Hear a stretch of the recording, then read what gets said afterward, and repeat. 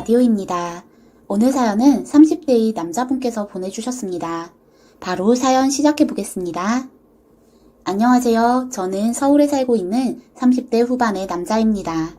제가 학교 다닐 때 저희 집안은 IMF로 굉장히 어려워졌었답니다.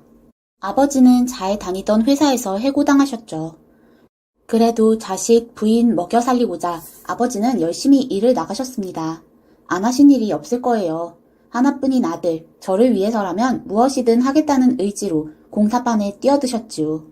다행히 그런 상황에서도 저희 집은 참 화목했답니다.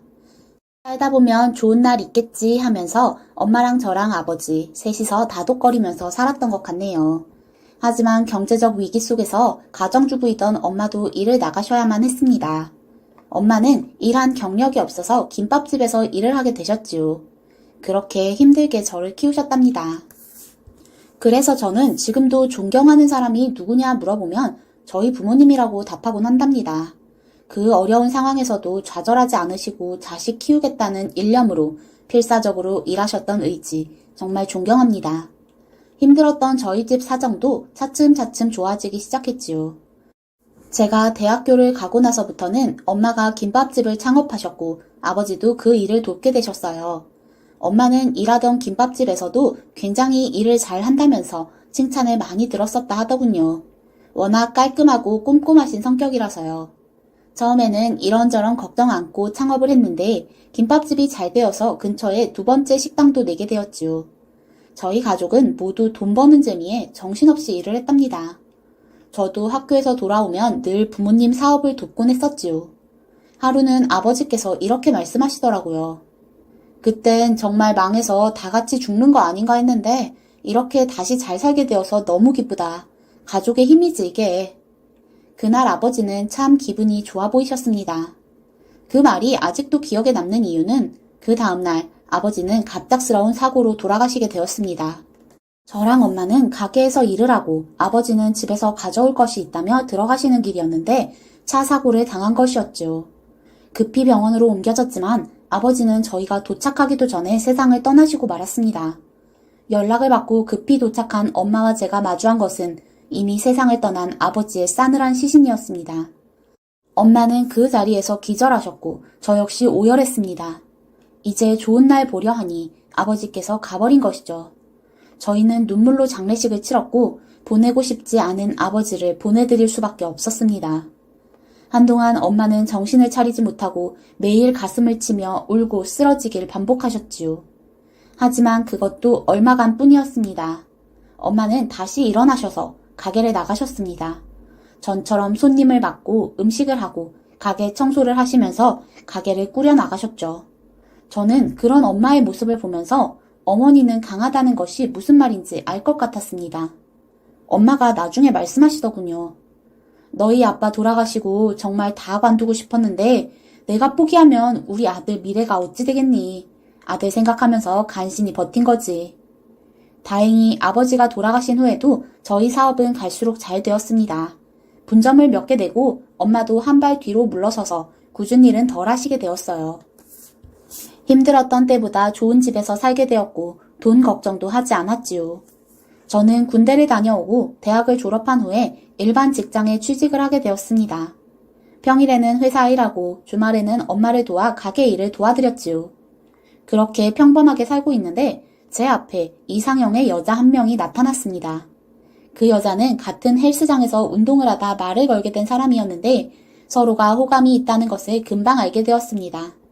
제가 먼저 호감을 표시했고 저희는 헬스장 밖에서 만나 몇 번 데이트를 하면서 친해졌고 곧 사귀게 되었습니다. 그때 제 나이가 30이 넘었으니 저희 엄마는 좋은 여자라면 얼른 결혼을 하라고 재촉하셨지요. 여자친구네 집안이 넉넉한 형편이 아니라 결혼에 보탤 돈은 없다고 했지만 저희 집에서 충당할 수 있는 부분이니 신경을 쓰진 않았습니다. 다만 신경이 쓰이는 건 저희 엄마였지요. 엄마는 워낙 강한 분이라 제가 이런 걱정을 한다고 하면 웃으셨지만 저는 진심이었어요. 아버지 없이 저도 없이 쓸쓸하게. 사실 엄마 걱정이 되더라고요. 제가 하루 날 잡아 이런 말을 툭 터놓고 하니 엄마가 이렇게 대답하셨습니다. 물론 마음은 알겠지만 때가 되면 부모 곁에서 자식이 떠나주는 게 부모에게 더 좋은 일이야. 효도하겠답시고 부모 옆에서 붙어서 결혼도 안 하고 사는 거 나중엔 얼마나 성가스러운 줄 아니? 괜찮은 여자다 싶으면 얼른 결혼해서 너도 가정 꾸려라. 엄마는 걱정할 거 없어. 생각해보니 엄마 말씀이 옳았습니다. 제가 평생 엄마 곁에서 살 거 아닌 이상 때가 되었으니 결혼을 하긴 해야 했지요. 저는 그래서 여자친구에게 결혼을 제안했습니다. 여자친구도 흔쾌히 좋다고 하고 부모님들도 저를 보시고 마음에 들어 하셨습니다. 저희 엄마도 여자친구를 좋게 보셨고 저희는 무난히 결혼을 하게 되었습니다. 저희 신혼집은 저희 엄마께서 마련해 주셨어요. 동네에 있는 15년 된 아파트 25평을 마련해 주셨습니다. 저희 둘이 살기에 딱 알맞은 공간이었죠.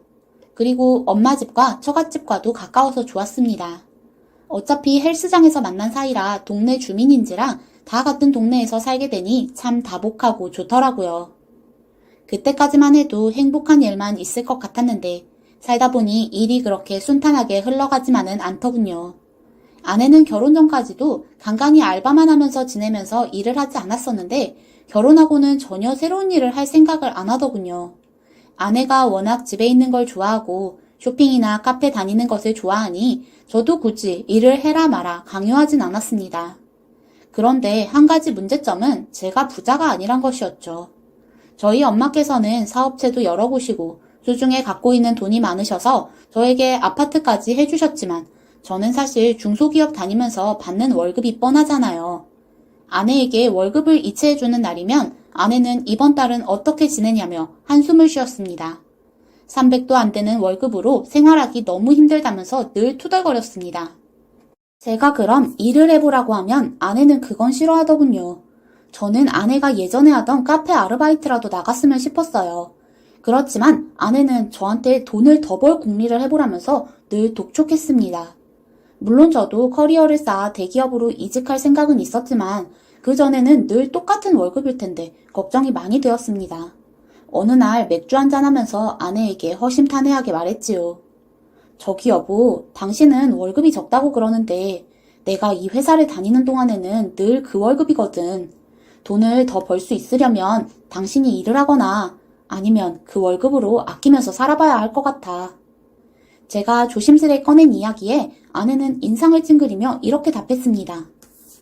그러지 말고 어머니께 얼마라도 좀 떼어달라고 하거나 아니면 분점 중에 하나를 우리 걸로 달라고 하면 안 돼? 솔직히 아파트 하나 해주셨다지만 이거 어머니께 큰 돈도 아니고 매달 생활비 적자인데 어머니가 통 크게 떼어주실 수도 있잖아. 저는 그 말을 듣고 아내에게 약간 실망을 했습니다. 아내는 결국 엄마의 사업체가 목표였던 것이구나 싶었습니다. 저는 그 부분에 대해서는 단호하게 못을 박았습니다. 엄마 돌아가시기 전까지는 우리는 그거랑은 상관없다고 생각해야 돼. 엄마가 열심히 꾸려오신 사업인데 우리가 아무 대가도 없이 자식이란 이유만으로 그걸 가질 순 없어. 이 말을 하니 아내는 입을 삐죽이면서 투덜거리더라고요. 한숨이 푹 나왔습니다. 그런 일이 있긴 했지만 그래도 아내랑 그럭저럭 산 지 5년이 되었습니다. 그 사이 저희에게도 고민이 많았었지요.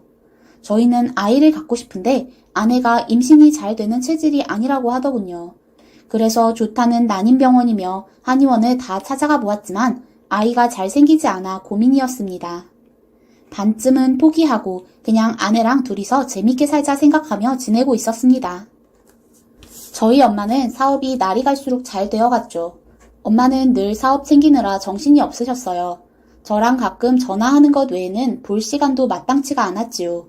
그래도 가끔 아내랑 엄마, 저 셋이서 외식도 하고 그랬습니다. 아내랑 엄마는 고부 갈등이란 것은 전혀 없이 잘 지냈습니다. 저희 엄마도 며느리를 어려워하셨고 제 아내도 엄마한테 싹싹하게 잘하는 편이었어요. 엄마는 저희한테 한동안 손주를 기대하시다가 잘 되지 않으니 마음을 놓으셨더라고요. 아이 생기지 않는 것만 빼면 별다른 문제 없이 지내는 일상인가 싶었는데 어느 날 저희 집에 불행한 일이 찾아왔습니다. 어느 날 울린 그 전화를 받고 저는 급히 병원으로 달려갔습니다. 사장님께서 갑자기 쓰러지셨어요. 어서 병원으로 가보세요. 식당 종업원의 전화에 저는 헐레벌떡 병원으로 달려갔습니다. 아내에게도 연락을 했고요. 제가 먼저 도착해서 엄마를 보았을 때 엄마는 의식이 없으셨습니다. 병원에서는 엄마의 상태에 대해서 비관적인 전망을 내려주었습니다. 아무래도 뇌출혈이 생긴 것 같은데 검사를 일단 해보아야겠지만 깨어나시기 힘들어 보입니다. 저는 엄마를 붙잡고 오열했습니다. 아내도 제 모습을 보고 옆에서 훌쩍거리면서 울고 있더라고요. 그동안 얼마나 죽도록 고생했는데 살만하니 이렇게 허망하게 가신다니 믿어지지가 않았습니다. 그러나 저는 한 줄기 희망을 갖고 엄마를 계속 보살펴드리고 간호해드렸습니다. 아직은 아니라고 되뇌이고 또 되뇌이면서 엄마 손을 잡고 기도를 했지요. 아내도 저를 도와 저희 엄마를 같이 간호했습니다. 그러나 엄마의 상태는 쉬이 좋아지지 않더라고요. 병원에서도 깨어나실 수도 있지만 깨어나셔서도 몸이 불편하실 것이고 깨어날 확률 자체도 적다고 하셨지요. 그렇게 몇 개월을 엄마를 간호하면서 시간을 보냈습니다. 제가 회사를 나간 시간 동안에는 간병인과 아내가 번갈아 가면서 저희 엄마를 돌보았지요. 주말이나 평일 밤에는 제가 엄마를 돌보았고요. 엄마 사업은 믿을 만한 직원들이 있어 그분들께 거의 맡겨두었습니다. 아내도 엄마의 쾌차를 기원한다면서 좋은 말을 많이 해줘서 제가 많이 힘이 되었었지요. 아내는 진심으로 저희 엄마를 걱정하는 것 같았습니다. 그러던 어느 날 제 기도가 무색하지 않았는지 병원에서 기쁜 전화가 들려왔습니다. 간병인 아주머니께서 급히 전화를 하셔서 저에게 말씀하셨지요. 어머니께서 의식이 돌아오신 것 같아요. 어서 와보세요. 저는 이 기쁜 소식을 얼른 아내에게도 전했습니다. 아내는 정말 잘 되었다며 얼른 병원으로 가보라고 하더군요. 저는 허겁지겁 병원을 가다가 문득 병원에 가지고 가야 할 간병 도구들이 몇 가지 생각나서 집 쪽으로 방향을 틀었습니다. 한 10분 정도면 집에 들렀다 갈 수 있으니 서두르면 된다고 생각했지요. 허둥지둥 주차를 하고 집에 들어가서 뭘 챙기려는데 아내의 모습이 보이지 않더라고요. 평소 이 시간이면 집에 있을 아내인데 어딜 갔나 하고 찾다가 문득 안방에서 음성이 들리더라고요. 문이 살짝 열린 틈으로 아내가 전화하는 모습이 보였습니다. 말을 건네려는데 저는 아내가 통화하면서 하는 놀라운 말을 듣고 돌처럼 멈춰서게 되었습니다. 그 노인네 깨어났나봐. 저는 그 노인네가 저희 엄마를 칭하는 것은 설마 아닐 거라 생각했는데 그 생각은 완전히 틀려버렸습니다. 살 만큼 살았으면서 무슨 미련으로 다시 깨어났는지 몰라. 짜증나. 이서방은 좋다고 병원으로 가보겠대. 지 엄마 깨어났다니까 좋아갖고 춤이라도 출 것 같더라니까. 저는 죽은 듯 멈춰서서 아내의 말을 마저 들었습니다. 매일 뒤지기만 물 떠놓고 빌고 있었는데 이제 다 틀렸나봐. 짜증나. 노인네 불구되면 내가 간병해야 되는 거 아니야, 엄마? 아내의 통화 상대는 장모님이었습니다. 아내는 큰 소리로 전화에다 잔뜩 볼멘 소리를 하더군요. 그 노인네가 죽어야 재산이 다 우리 거 되잖아. 그래야 엄마도 좀 떼줄 수 있는데. 그 노인네 나이 먹어서 욕심만 드글드글해갖고 자식한테 좀 뚝 떼주면 좀 좋아? 지가 다 끌어안고 있다가 이제 저 세상 가나 싶었는데 그것도 틀렸어. 짜증나. 저는 기가 막혀서 헛웃음이 나왔습니다. 아내는 계속 통화를 하더군요. 병원 가본다는데 어떨지 모르겠어. 재산은 물 건너 갔지 뭐. 그 노인네 죽기 전에는 우리한테 한 푼도 안 주려나 봐. 징그러워. 무슨 노인네가 그렇게 돈 욕심이 많아. 저는 그 말까지 듣고 더 이상 참을 수 없어서 문을 박차고 들어갔습니다. 아내는 화들짝 놀라서 얼른 전화를 끊더라고요. 그리고 제 눈치를 보면서 물었습니다. 여보, 언제 왔어? 저는 사실대로 말했습니다. 장모님이랑 통화하는 거 다 들었어. 당신이 그렇게 우리 엄마가 죽길 바라고 있는 줄은 몰랐네. 아내는 부들부들 떨더니 제 앞에서 무릎을 꿇으면서 덜덜 떨며 빌더라고요. 아니, 그게 사실 내 진심은 아니고 그냥 간병도 지치고 그러다 보니까 헛소리가 나왔나 봐. 여보, 화난 거야? 화 풀어. 진심은 아니었어. 그냥 내가 헛소리를 했던 거야. 저는 계속 저를 붙잡으면서 해명하려는 아내를 뿌리치고 일단 병원으로 갔습니다. 엄마의 안위가 우선이었으니까요. 엄마는 약간의 의식이 돌아오고 몸을 움직이실 수 있게 되셨지요. 병원에서도 전과 다르게 긍정적인 전망을 내주었습니다.